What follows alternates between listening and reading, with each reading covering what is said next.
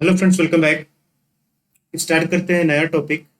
और इसमें पार्ट 9 में हम आगे के जो करंट अफेयर्स रिलेटेड क्वेश्चंस हैं उसको वाले हैं। तो यहाँ हम 300 से लेके 350 तक के जो क्वेश्चंस है, यानी कि 50 क्वेश्चंस अगेन यहाँ पर हम देखेंगे। ये सारे क्वेश्चंस यहाँ पे कवर किए जाएंगे, तो 300 से 350 तक के। तो चलिए स्टार्ट करते हैं। फर्स्ट क्वेश्चन यहाँ पर एक ऑर्गेनाइजेशन से आपको मिलेगा, CSCO, यानी कि शंघाई कॉरपोरेशन से है ये। तो आपको बताना है कि इसमें से कौन एससीओ का मेंबर नहीं है। तो Kazakhstan, Uzbekistan, Azerbaijan and Kyrgyzstan. इसमें मोस्टली जो सेंट्रल इंडिया के कंट्रीज हैं वो आपको देखने को मिलते हैं, इंक्लूडिंग चाइना। तो इसमें आपको अजरबैजान, ये एक ऐसी कंट्री है जो यहाँ से बिलोंग नहीं करती। अजरबैजान ये एक यूरोपियन कंट्री है। ओके, तो ये न्यूज़ में भी रही है। अजरबैजान अर्मेनिया के बीच में आपको थोड़ा सा बॉर्डर इशू भी देखने को मिला था, तो बॉम्बिंग वगैरह भी चल रही थी। तो ये भी आपको पता होगा। तो आपका ऑप्शन सी हो जाएगा, अजरबैजान, जो कि एससीओ का पार्ट नहीं है। Next question, न्यूम is a newly planned city state in which of the following countries. तो ये है आपका सऊदी अरेबिया। सऊदी अरेबिया ने 2017 में ही एक प्लान किया था न्यूम सिटी बनाने का। एक्चुअली ये एक फ्यूचर सिटी की तरह है। फ्यूचर सिटी, इट्स लाइक कि यहाँ पर टेक्नोलॉजी बेस्ड ये सिटी बनाया जाएगा जिसमें हाईटेक टेक्नोलॉजी का यूज किया जाएगा। न्यूम का मतलब है न्यू, फ्यूचर, और इसको न्यू एंटरप्राइज ऑपरेटिंग मॉडल के नाम से भी जानते हैं। न्यू एंटरप्राइज मॉडल भी कहते हैं, जिसका ये भी फुल फॉर्म हो जाता है। तो दोनों ध्यान रखिएगा, न्यू फीचर आए या फिर ये आए तो आपको लगाना होगा। तो ये आपको सऊदी अरबिया से बिलोंग करता है। विच of the following countries share land border with Qatar. अब कई बार हम लोगों ने गल्फ कंट्री के बारे में मैप में किया है, तो अब मैं मैप वो ऐड नहीं करूंगा जो मैप हम लोग कर चुके हैं। तो कतर से बिलो यहाँ पर लैंड बाउंड्री किसकी लगती है? तो कतर से लगती है आपकी सऊदी अरेबिया की बाउंड्री। जो लगती है वो सऊदी अरेबिया की लगती है। यूएई की भी नहीं लगती, ओमान पे नहीं लगती, बहरीन की भी नहीं लगती। बहुत इसमें थोड़ा थोड़ा अंतर है मैप में देखिएगा तो। अदरवाइज ये सऊदी अरेबिया से लगती है। Next question, ordinances are laws that are promulgated by the President of India on the recommendation of Union Cabinet which will have the same effect as an act of parliament। बिल्कुल सही बात। जैसे parliament के act का effect होता है उसी तरीके से इनका भी इफेक्ट होगा। Ordinances can only be issued when parliament is not in session। Okay, तो उसी केस में ऑर्डिनेंस को इशू भी किया जा सकता है। ये भी बात सही है। तो ऑप्शन सी जो होगा, बोथ ए एंड बी, ये सही हो जाए।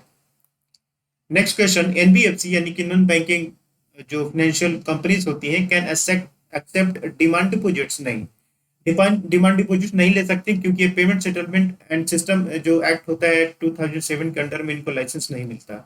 तो इसलिए ये दोनों ऑप्शन जो होगा वो गलत हो जाएगा, neither. Next, urban cooperative banks are only partly regulated by RBI. ये बात सही है।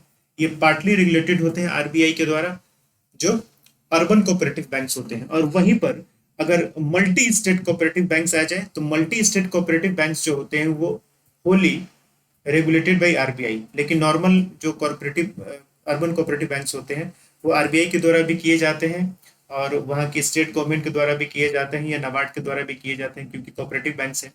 तो ये सही है, फर्स्ट ऑप्शन सही हो जाएगा। इसके बाद सेकंड है कि UCB borrowers can double up as share holders. ये भी बात सही है कि उनके शेयर होल्डिंग में डबल ये कर सकते हैं जो यूसीबी बोरोवर्स होते हैं। दोनों सही है, both A and B। Purchasing Manager Index is an indicator of business activity both in the manufacturing and service sector। सही है, ये मैन्युफैक्चरिंग और सर्विस सेक्टर दोनों के लिए डेटा प्रोवाइड करता है, but it is not calculated compositely. ये एक साथ मिला के कैलकुलेट नहीं होता, ये अलग अलग होता है। मैन्युफैक्चरिंग सेक्टर के लिए अलग होता है, सर्विस सेक्टर के लिए अलग होता है, तो सेपरेटली आता है। तो फर्स्ट सही होगा, सेकंड गलत हो जाएगा। Eastern Ghats are continuous range of the mountains along the India's eastern coast। देखिए, ईस्टर्न घाट जो होता है ना ये कॉन्टिन्यूस नहीं होता। जो वेस्टर्न घाट है वो कॉन्टिन्यूस है। ओके। ईस्टर्न घाट काफी कटा छटा है क्योंकि ईस्टर्न घाट में बहुत सारी बड़ी बड़ी जो रिवर्स हैं जाके बे ऑफ बंगाल की तरफ गिरती हैं, तो इसलिए ये जो एरिया है काफी कटा छटा है, ये कॉन्टिन्यूस नहीं है। तो ऑप्शन वन जो होगा वो गलत हो गया। और Eastern Ghats run from northern Odisha to Tamil Nadu, ये सेकंड आपका सही होगा, B option. Tropics lies between the latitude lines of Tropic of Cancer and Tropic of Capricorn, बिल्कुल सही बात है। आपका इधर ट्रॉपिक ऑफ कैंसर हो गया और इधर आपका कैप्रिकॉर्न हो गया, और बीच में इक्वेटर पड़ता है, तो ये पूरा का पूरा एरिया जो होता है वो आपका ट्रॉपिक्स एरिया कहलाता है। वन सही है। Tropics does not include part of north America, ऐसा बिल्कुल नहीं है। नॉर्थ अमेरिका में कैरिबियन कंट्रीज और मैक्सिको वगैरह सब में यहाँ पर आपको ट्रॉपिक्स के पास करता ही है, तो ये ऑप्शन जो होगा वो गलत हो जाएगा, सिर्फ ये सही होगा। ये भी मैप बेस्ड क्वेश्चन ही है, भले यहाँ पर ज्योग्राफी का हिस्सा हो गया कैंसर एंड कैप्रिकॉर्न, लेकिन ये सेकंड ऑप्शन आपको मैप का हिस्सा है। Next question, the Paris agreements aim to keep global temperature rise this century by well below 1.5 degrees Celsius above pre-industrial level. The Paris Agreement requires all parties to put forward their best effort through the nationally determined contributions. ये दूसरा तो सही है क्योंकि यहाँ पे सभी countries को अपने यहाँ जो लॉ बनाने हैं नेशनली डिटरमाइंड कंट्रीब्यूशंस के तहत कि वो कितना एफर्ट करने वाले हैं, कितना रिडक्शन करने वाले हैं इस हिसाब से। बट अगर हम 1.5 डिग्री सेल्सियस की बात कर रहे हैं तो इसके अंडर 2 डिग्री सेल्सियस की बात की गई है कि हमें 2 डिग्री सेल्सियस के अंडर में रखना है, लेकिन वी विल ट्राई और बेस्ट कि हम इसे 1.5 तक ही इसको हम थ्रेशोल्ड को वहां पे हम रख पाए। लेकिन वैसे जो जनरल इन्होंने कहा है वो 2 डिग्री सेल्सियस है, 1.5 डिग्री सेल्सियस नहीं है, तो ये आपका गलत हो जाएगा, दो होगा सही होगा। Next, Chemayungdung glacier the source of which of the following river, ये आपके अगेन एनसीईआरटी 11 में मिल जाएगा, रिवर वाला जो सेक्शन है ना उसमें मिल जाएगा। तो चेमाईयुंडुंग ग्लेशियर से आपका निकलती है कौन सी river, Brahmaputra river. Dhebar commission created primitive tribal groups renamed as PVTG in 2006। PVTG से रिलेटेड क्वेश्चन मुझे लगता है कि 2020 में आया हुआ था प्रीलिम्स में। ओके, तो वहां पर ये बात की गई थी कि 75 इसमें होते हैं और ये इसके अलावा और कुछ ऑप्शंस थे। तो फर्स्ट ऑप्शन की बात करें तो देवार कमीशन जो आया था इन्हीं के बेसिस पर आपको बनाया गया था प्रिमिटिव ट्राइबल ग्रुप, और इसका 2006 में नाम चेंज करके पीवीटीजी रखा गया, प्रिमिटिव वल्नरेबल ट्राइबल ग्रुप्स रखा गया। इसमें 75 टोटल ग्रुप्स आते हैं और उड़ीसा जो है इस हाईएस्ट नंबर ऑफ ग्रुप्स यहाँ पर मिलेंगे, तो ऑप्शन डी जो होगा ये सही हो जाएगा। अब 75 इसमें कम्युनिटीज हैं ट्राइबल के, तो सभी याद नहीं करना है। जो न्यूज वगैरह में रहता है ना ट्राइबल ग्रुप्स, उसके थोड़ा सा स्टेटस वगैरह चेक कर लिया कीजिए कि वो पीयूटीसी में आता है या नहीं, अदरवाइज आपको नाम याद करने की जरूरत नहीं, इतने से काम हो जाएगा। तो उड़ीसा में आपको मैक्सिमम देवार commission. Which of the following state does not border Nagaland, again north east के बारे में भी हमने बहुत कर लिया है। तो नागालैंड से किसकी बाउंड्री नहीं लगती है, नागालैंड से बाउंड्री आपको मणिपुर लगती है, क्योंकि नागालैंड के जस्ट साउथ में मणिपुर पड़ता है, असम तो उसके जस्ट ईस्ट में वेस्ट में पड़ता है, ये आएगा ही, और अरुणाचल प्रदेश जस्ट उसके ईस्ट में पड़ता है तो वो आता ही है। मिजोरम नहीं पड़ता क्योंकि नागालैंड इधर है, फिर उसके बाद मणिपुर पड़ता है, उसके बाद मिजोरम पड़ता है, तो मिजोरम की बाउंड्रीज के साथ नहीं लगती है, तो ऑप्शन सी होगा तो सही होगा। नेशनल ह्यूमन राइट्स कमीशन, सीधा क्वेश्चन है, ये कौन सी बॉडी है, ये एक स्टैट्यूटरी बॉडी है, ये आपके पॉलिटी बुक में भी इस तरीके से लिखा हुआ है। रैपिड टेस्ट, रैपिड जो आपका कोविड वाला है, rapid test looks to find the virus in nasal और throat swabs of the patient, ये थ्रोट के लिए यूज नहीं होता, जो नसाल स्वैब्स होते हैं उनमें वायरस की प्रेजेंस को चेक करने के लिए यूज किया जाता है, ये गलत हो गया। RTPCR test is a serological test, नहीं, सीरोलॉजिकल टेस्ट जो होता है नहीं मेनली रिसर्च वर्क के लिए किया जाता है, रिसर्च या स्टडी वर्क के लिए किया जाता है, it is not for the treatment. Okay, लेकिन आरटीपीसीआर का जो होता है वो उसके बेसिस पर आपका ट्रीटमेंट वगैरह किया जाता है, तो ये भी ऑप्शन गलत हो जाएगा, तो डी जो होगा नाइदर वन और not two. Consider the following statements related to the genome sequencing, तो डिसाइफरिंग और reading of the genome is known as the genome sequencing, very basic statement है ये। Most of the DNA in the nucleus and intricately coiled into the structure called the chromosome, दोनों सही है। ये यहाँ पर देखिएगा ना कि एक मैंने चीज ऑब्जर्व की है कि जो जीन एडिटिंग वाला टॉपिक है, जीन एडिटिंग का, यहाँ से लगभग हर अल्टरनेट ईयर में कोई ना कोई क्वेश्चन आ रहा है आपके प्रीलिम्स में। तो कभी प्रोटीन का नाम जैसे कैस्पर का नाम यूज करके आ रहा है। ओके, तो इस तरीके से क्वेश्चंस आ जा रहे हैं कभी ना कभी अल्टरनेट करके, तो थोड़ा सा ध्यान रखिएगा। विच of the following best explains twin deficits in the economy. तो आपका फिजिकल डेफिसिट और करंट अकाउंट डेफिसिट जब इकोनॉमी में होता है ना, ये दोनों तरीके के डेफिसिट मिलते हैं, तब इसको हम ट्विन डेफिसिट कहते हैं।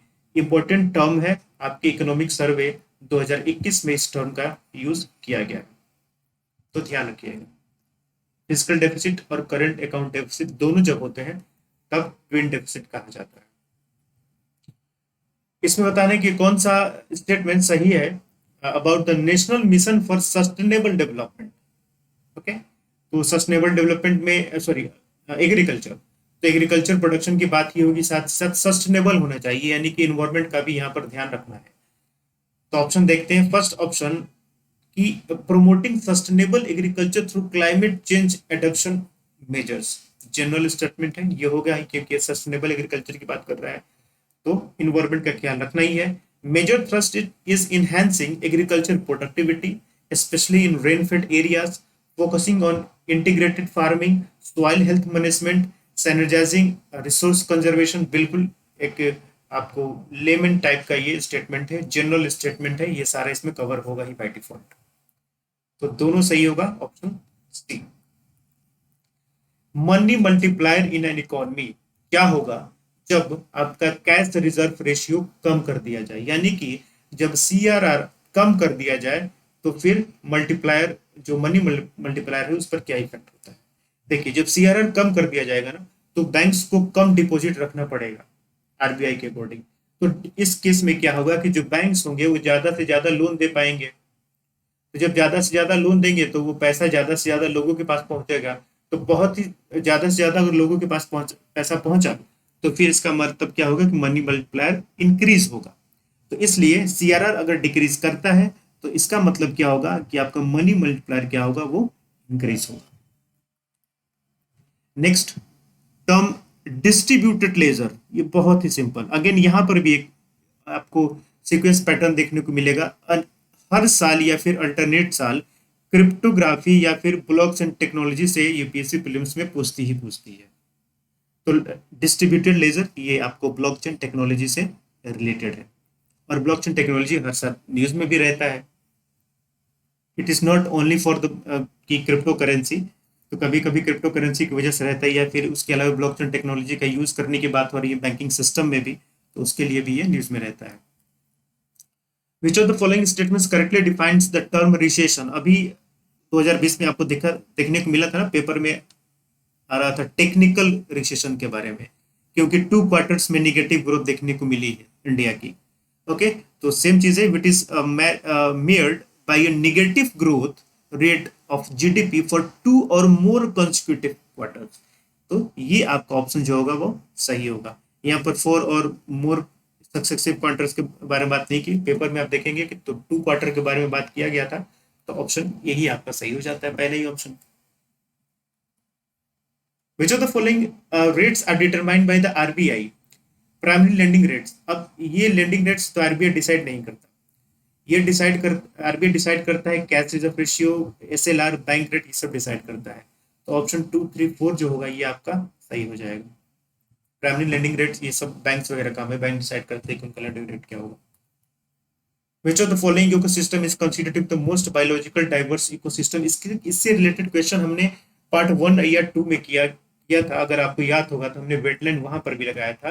वेटलैंड ये इकोसिस्टम होता है जहां पर सबसे ज्यादा बायोलॉजिकल डाइवर्स आपको देखने को मिलती है। ठीक है, अगर वहीं वेटलैंड अगर ना हो तो रेन फॉरेस्ट होगा, जहां पर आपको बायोलॉजिकल डाइवर्सिटी ज्यादा मिलेगी। National biodiversity authority is a statutory body, ये सही बात है, ये भी हमने बात की है 1 से 2 पिछले पार्ट्स में। It looks in issue of convention of biodiversity, इसका नाम ही है जो बायोडाइवर्सिटी अथॉरिटी, तो इसका काम ही ऐसा होगा, बाय डिफॉल्ट आपको ये समझ लेना है। Kyrgyzstan share borders with which of the following, again central Asia के बारे में हमने बहुत सारा कई बार मैप देखा हुआ है, तो आपको बताना है कि किसके साथ ये बाउंड्री शेयर करता है किर्गिस्तान। तो यहाँ पर केवल एकमात्र ऐसा ऑप्शन है चाइना, जिसके साथ ये बाउंड्री शेयर करता है। ध्यान रखिएगा, मैप से एटलीस्ट 2 क्वेश्चन आएगा, एटलीस्ट। अगर ये क्वेश्चंस गलत हो गए आपसे तो प्रीलिम्स क्वालिफाई नहीं होगा आपसे, क्योंकि आपका कंपटीटर ही सही करके आएगा। Which of the following countries share land boundary और border with Estonia? Estonia, Latvia, Lithuania, इन तीनों कंट्री को मिला के कहा जाता है बाल्टिक कंट्री। ये भी याद रखिए, कभी कभी पूछ सकता है। जैसे कि स्कैंडिनेवियन कंट्रीज होती है ना, उसी तरीके से बाल्टिक कंट्रीज हैं, इसमें 3 कंट्रीज आती हैं, इस्टोनिया, लातविया एंड लिथुआनिया। खैर, ये बताना है कि किसके साथ ये बाउंड्री शेयर करता है, इस्टोनिया। तो यहाँ पर एक ऑप्शन पहला हो जाएगा लातविया, लातविया के साथ ये अपना बाउंड्री शेयर करता है। जाके देखिएगा, यूरोप का मैप देखिएगा, और यूरोप में जो ईस्टर्न यूरोप है उसका मैप देखिएगा, वहां पर आपको ये तीनों मिल जाएगा। विच of the following countries does not share land border with Paraguay? Okay, Bolivia, Argentina, Brazil and Uruguay. तो यहाँ पर उरुग्वे जो होगा ना, ये आपको बाउंड्री शेयर नहीं करता है पराग्वे के साथ। पराग्वे और उरुग्वे में थोड़ा सा आपको फर्क देखने को मिलता है, ऐसे ऐसे हैं ये दोनों, ये थोड़ा सा फर्क देखने को, बीच का गैप देखने को मिलेगा, तो पराग्वे होगा। ये कंट्रीज आपको साउथ अमेरिकन कॉन्टिनेंट में मिलेगी, जाके आपके दे सकते हैं map. Next, Dominican Republic shares border land border with. Dominican Republic के बारे में हमने इससे पिछले वाले पार्ट में भी बात की थी, आपको ध्यान होगा तो। ओके, तो वहां पर भी हमने बाउंड्री की बात की थी कि किसके साथ शेयर करता है। तो यहाँ पर बताना है कि किसके साथ ये बाउंड्री शेयर करता है। तो ये आपका हैती है, जिसके साथ ये डोमिनिकन रिपब्लिक शेयर करता है। ये अफ्रीकन कंट्रीज है, जाके मैप देख सकते हैं, ये सेंट्रल अफ्रीकन कंट्रीज सेंटर में पड़ती है ये। Capital Adequacy Ratio (CAR) is the ratio of bank's capital in relation to its risk weight assets and current liabilities. तो CAR यही होता है, ओके, कि कितना आपका रिस्क फैक्टर है, उसके अकॉर्डिंग एक हिस्सा निकाल के कैपिटल का रखना होता है। Tier 1 capital comprise of the core resource of a bank, ये भी सही है, and tier 2 capital comprises of the unconsolidated resources। तो एकदम ये आपको याद रखना है, एग्जाम में भी सीधा ऐसे ही आएगा कि टीयर 1 कैपिटल में कौन से कैपिटल होते हैं, जो बैंक के कोर रिसोर्सेस होते हैं वो टीयर 1 कैपिटल में आते हैं, और टीयर 2 में जो होते हैं वो जो अनडिस्क्लोज्ड रिसोर्सेस होते हैं, जिसको डिस्क्लोज नहीं किया गया, वो आते हैं। तो एकदम टर्म आपको याद रखना है। ये तीनों ऑप्शन सही है, डी आपका सही हो जाएगा। A credit rating is an assessment of the credit worthiness of borrower। ठीक है, ये बात सही है कि बोरोवर की क्रेडिट रेटिंग होती है कि भाई वो पैसा लेगा तो चुका पाएगा कि नहीं। Individual, corporation, government are assign credit ratings. Okay, तो उनको गवर्नमेंट को भी दिया जाता है क्रेडिट रेटिंग, तो वो सॉवरेन रेटिंग कहलाती है, और इंडिविजुअल कॉर्पोरेट्स को भी दिया जाता है। Individuals are given credit ratings and corporation and governments receive credit scores, ऐसा कुछ नहीं। रेटिंग का मतलब होता है जैसे कि आपको ए प्लस मिल गया, ए मिल गया, बी माइनस हो गया, ये रेटिंग हो गया। स्कोर जो होता है वो वर्ड्स में होते हैं, किसी को 58 स्कोर मिल गया, 60 स्कोर मिल गया, तो उसी ये अलग चीज है। तो 1 और 2 यहाँ पे सही हो जाएगा, तो ऑप्शन ए जो होगा ये आपका सही हो जाएगा। Inner line permit is a document that allow an Indian citizen to visit or stay in a state that is protected under the ILP system। ये इनर लाइन परमिट जो है ब्रिटिश टाइम से चला आ रहा है। तो उस समय, उनके समय पे मोटो कुछ और हुआ करता था। आज ये मोटो ये है कि वहाँ की जो इंडिजिनस कल्चर है उसको प्रिजर्व किया जा सके, इसके लिए सिस्टम रखा गया है। फिलहाल जो इनर लाइन परमिट आपको नॉर्थ ईस्ट स्टेट्स में देखने को मिलता है, उसमें आपको मणिपुर है, मणिपुर के अलावा नागालैंड, नागालैंड के अलावा अरुणाचल प्रदेश, अरुणाचल प्रदेश में भी आपको ये लेना पड़ता है, और इधर नॉर्थ ईस्ट स्टेट्स में ये 3 स्टेट्स हैं। इसके अलावा सिक्किम में भी, नॉर्थ सिक्किम में कभी आप जाइएगा तो वहां पर आपको इनर परमिट वहां पर लेना पड़ता है। इसके अलावा और हम बात करें तो आपको लद्दाख में भी इनर परमिट लेना पड़ता है। लेह तक आप पहुंच सकते हैं, लेकिन जो कुछ एरियाज वहां पर घूमने के लिए आपको वहां पर परमिट आपको लेना पड़ता है। तो ये सब एरिया जगह है जहाँ पे आपको इनर लाइन परमिट की जरूरत पड़ती है। तो मणिपुर हाँ इसके अंडर में ही आता है, तो दोनों सही हो जाएगा। सी।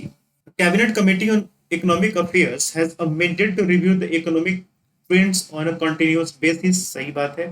ले down the priorities for public sector investment, दोनों सही है, इसका काम ही है इन्वेस्टमेंट से रिलेटेड काम करना या उसको देखना। नाम ही है इकोनॉमिक अफेयर्स। इसके चेयरमैन होते हैं कौन? Prime minister. नेक्स्ट अभी हमने इसको देखा था, तो इसमें क्या था, ये कॉन्टिन्यूस नहीं था, ये वेस्टर्न घाट कंटिन्यूस होता है, ये गलत हो गया, दूसरा सही था, बी जो होगा वो सही हो जाएगा। ईस्टर्न घाट वाला ही है जो भी क्वेश्चन हमने देखा था। Agreement on agriculture is a treaty under WTO that was negotiated during the Doha round negotiations। तो एग्रीमेंट ऑन एग्रीकल्चर, ये जो ट्रीटी हुई थी ना, ये जो उरुग्वे राउंड हुआ था, ये उरुग्वे राउंड में इसको नेगोशिएट किया था, जो कि 1995 से ये इफेक्ट में आया। तो ये दोहा राउंड में नहीं हुआ, ये गलत हो गया। Agreement is centred around the need to eliminate trade distorting agriculture subsidies. तो ये सब्सिडीज को कम करने की बात हुई थी, और इसमें कहा गया था कि जो डेवलप्ड कंट्रीज हैं वो 6 ईयर्स तक वो अपने यहाँ सब्सिडी को कम करेंगी। 6 ईयर का मतलब 2000 तक कम करेंगी, क्योंकि 95 में ही हुआ था। और जो डेवलपिंग कंट्रीज हैं उनको 2014 तक का वक्त दिया गया था, यानी कि इनको 10 साल का वक्त दिया गया था डेवलपिंग कंट्रीज को। और वहीं जो लिस्ट डेवलप्ड कंट्रीज हैं उनके लिए कोई भी टाइम फ्रेम नहीं रखा गया था, उनको कम करने की जरूरत नहीं है। तो ये सारी बातें आपको कही गई थी इस उरुग्वे राउंड में, जिसमें एग्रीमेंट ऑन एग्रीकल्चर की बात की गई थी। तो दूसरा सही है, पहला गलत हो जाएगा, ये बी होगा। Inflation in the economy result in the benefiting the debtors, इसके बारे में भी हमने कई बार एक पार्ट में भी चर्चा की है कि इन्फ्लेशन बढ़ता है तो किसको फायदा होता है ज्यादा। ओके, अब देखिए राइज इन कंजम्पशन, कंजम्पशन बढ़ेगा थोड़ी ना, इन्फ्लेशन बढ़ गया, चीजों की प्राइस ज्यादा बढ़ गई तो लोग खरीदना कम कर देंगे, तो ये सब तो ऐसे ही गलत हो गया। बेनिफिटिंग टू सेवर, सेवर्स क्या, आपके पैसे की करेंसी की वैल्यू घट गई, क्या फायदा। अप्रिसिएशन ऑफ एक्सचेंज रेट, आपका एक्सचेंज रेट बढ़ गया तो आपको ज्यादा डॉलर खरीदने, सेम डॉलर खरीदने के लिए ज्यादा रुपए देने पड़ेंगे, तो आपके लिए नुकसान का ही फायदा है ना, तो ये भी आपको गलत हो जाएगा, तो ये जो होगा ये सही है।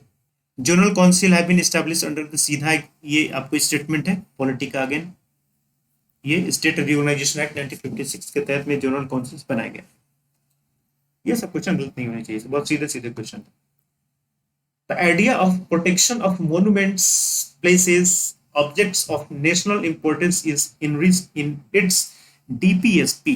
DPSP जैसे है ना, 3 पार्ट में डिवाइड किया गया है, एक है आपका सोशल, एक है आपका गांधीयन, और एक है आपका लिबरल। तो लिबरल वाले सेक्शन में ये मिलता है डीपीएसपी का, जिसमें monuments, places and objects of national importance के प्रोटेक्शन की बात की गई है।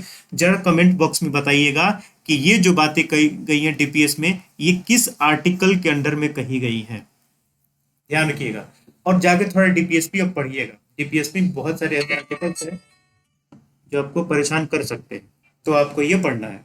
विच of the following states does not border Manipur, Manipur के साथ बॉर्डर नहीं लगता। तो भाई मणिपुर के जस्ट साउथ में ही मिजोरम है, तो मिजोरम का लगेगा। इधर आपका असम है, इसके वेस्ट में, तो असम लगेगा। नागालैंड जस्ट इसके नॉर्थ में है, तो नागालैंड भी लगेगा। त्रिपुरा नहीं लगेगा, क्योंकि असम से इधर आपको थोड़ा सा पड़ जाता है त्रिपुरा, जिसकी बाउंड्री नहीं लगती है। तो डी होगा, जिसकी बाउंड्री मणिपुर के साथ नहीं लगती है। आपको मैप ऐसे ही याद रखना, अगर वो जगह का नाम पढ़ के अगर आपके सामने मैप अगर आंखों के सामने नहीं दिख रहा है तो समझिए अपने मैप सही से नहीं पढ़ा है। चलिए, 6th शेड्यूल की बात की यहाँ पर की जा रही है।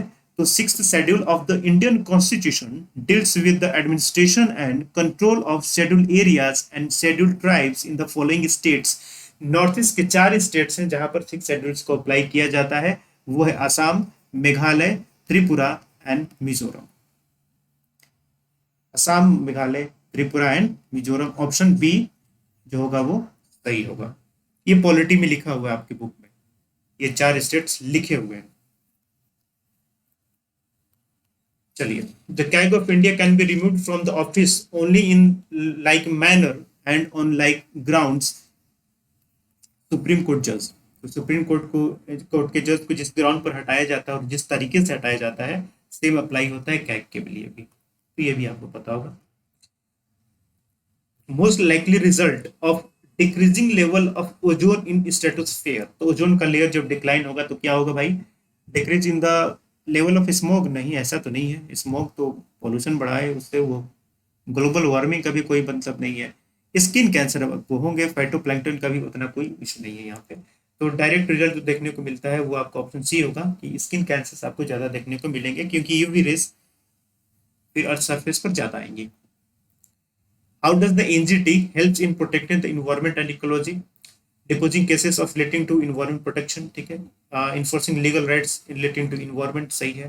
Providing relief and compensation for damages to person property in environmental related issues, ये भी सही है, काफी नॉर्मल स्टेटमेंट सही है, तीनों आपका सही हो जाएगा। Narmada valley marks the northern limit of western ghat, ऐसा तो बिल्कुल नहीं है भाई। नर्मदा वैली तक ईस्टर्न घाट थोड़ी ना है नॉर्थ में, ये वेस्टर्न घाट आपका गुजरात में भी जाता है, काठियावाड़ तक। तो नर्मदा वैली तक भी नहीं है ऐसा, ये गलत हो जाएगा। Palani hills, Annamalai hills, cardamom hills converge at the Doda Betta. Doda Betta जैसे कहा है आपको, अनाईमलाई हिल्स वगैरह कार्डमम हिल्स जाके देखिए भाई, केरला और तमिलनाडु तक जाते हैं। डोडा बेटा तो काफी ऊपर है, कर्नाटक में पड़ता है। ये भी ऑप्शन आपका गलत हो गया। Mahendragiri is highest peak in eastern Ghats, ये आपका सही है। तो ऑप्शन सी जो होगा ना, ये सही हो जाएगा। महेंद्रगिरी ईस्टर्न घाट का सबसे हाईएस्ट पीक है। अगेन ये भी आपको मैप से ही था, मैप ऑब्जर्व करेंगे तो आपको पता चलेगा। In predation one organism kills other and benefits itself, सही बात है भाई। प्रेडिशन में क्या होता है? ये सब इन्वायरमेंट का क्वेश्चन है। इन्वायरमेंट में आप जब इंटरेक्शंस के बारे में पढ़ेंगे तो वहां पर ये आपको देखने को मिलेगा। प्रेडिशन, पैरेटिज्म, एमेंसलिज्म, कमेंसलिज्म, म्यूचुअलिज्म। ओके, तो प्रेडिशन में क्या होता है कि वन एग्रीकल्चर किल्स अदर और उसको फायदा होता है। तो ये एक है, ये दूसरा है बी, ये इसको मार देगा, ये खत्म हो गया और इसको फायदा हो जाएगा। प्रेडिशन में होता है। जैसे फॉर एग्जांपल शेर किसी एनिमल को दौड़ाया, उसने उसको मार दिया, उसको खा गया, तो जो शिकार बन गया वो तो मर गया, शेर को फायदा हो गया। Parasitism, one species inhibits the other and benefits itself. जैसे पैरासिट्स जो होते हैं ना, और माइक्रो ऑर्गेनिजम्स किसी बॉडी के ऊपर होते हैं, तो उससे उनको फूड मिलता रहता है। ओके, अमेंसलिज्म में क्या होता है कि one species harms the other and benefits itself. ऐसा नहीं होता है, ये दूसरे को हार्म तो करते हैं लेकिन इनको बेनिफिट नहीं होता, इनको कोई भी बेनिफिट नहीं होता, नॉट एनी बेनिफिट। दूसरे को हार्म करते हैं लेकिन इनको कोई बेनिफिट नहीं होता है। जैसे कि पेनिसिलिन होता है, पेनिसिलिन क्या करता है? बैक्टीरिया को मार देता है। तो बैक्टीरिया तो मर गया लेकिन पेनिसिलिन के इससे कोई फायदा नहीं होता। पेनिसिलिन क्या होता है? एक माउल्ट होता है जो आपको ब्रेड वगैरह पे मिलता है। तो ये थर्ड वाला ऑप्शन आपका गलत हो जाएगा, एक और दो सही है, तो बी होगा। कौन सा इन सेतु कंजर्वेशन नहीं है? इन सेतु कंजर्वेशन का मतलब होता है जहां पर वहीं पर अगर वो पाए जाते हैं तो उसी जगह पे उनका कंजर्वेशन किया जाए। और एक होता है एक सेतु जहां पर उनका लोकेशन चेंज करके कंजर्वेशन किया जाए। तो कौन सा नहीं है? देखिए, नेशनल पार्क तो बनाए जाते हैं और सेंचुरी, तो ये इन सेतु कंजर्वेशन में आते हैं। जियोलॉजिकल पार्क और बोटानिकल गार्डन जो होता है ये एक सेतु कंजर्वेशन में आते हैं। तो 1 और 3 जो होगा ये आपका सही होगा इसके हिसाब से। ये आसान सा क्वेश्चन है इन्वायरमेंट का, इसमें कुछ ऐसा नहीं है। आप बुक इन्वायरमेंट का पढ़ेंगे तो उसमें ये मिल जाएगा। किसने ये बुक लिखा था ये बताना है। इंडिया डिवाइडेड, तो अगेन ये मॉडर्न हिस्ट्री का क्वेश्चन है। तो यहाँ पे डॉक्टर राजेंद्र प्रसाद इसने ये बुक को लिखा हुआ था।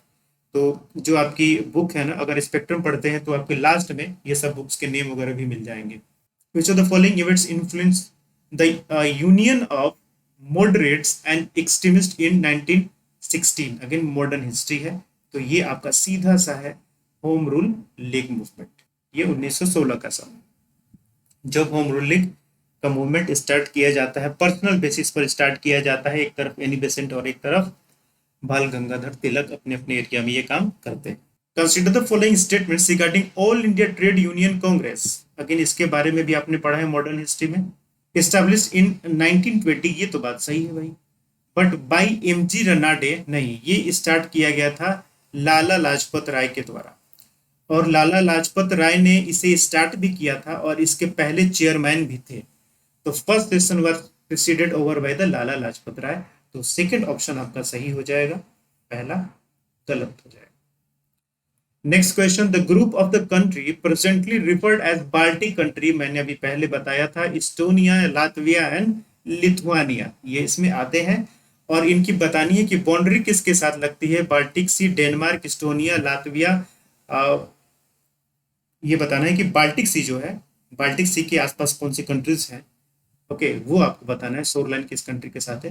Denmark, Estonia, Latvia, Lithuania, Lithuania इसमें नहीं है। हाँ, यहाँ पर है Lithuania, Finland, Germany, Poland, Russia and Sweden, ये सारा सही होगा आपको। अगेन जाके ये मैप देखिएगा, ईस्टर्न यूरोप वाला। चलिए, विच of the countries not a member of gulf cooperation council, gulf cooperation council का मेंबर इसमें से कौन नहीं है। सीधा सा आप इसका आंसर है वो है ईरान, जो इसका मेंबर नहीं है। तो ये भी आपको हर साल न्यूज में रहता है, हर ऑर्गेनाइजेशन हर साल न्यूज में रहती है, तो आपको पढ़ना ही है सब सारी चीजों को एक साथ। तो इस तरीके से 350 क्वेश्चंस हम कंप्लीट कर चुके हैं।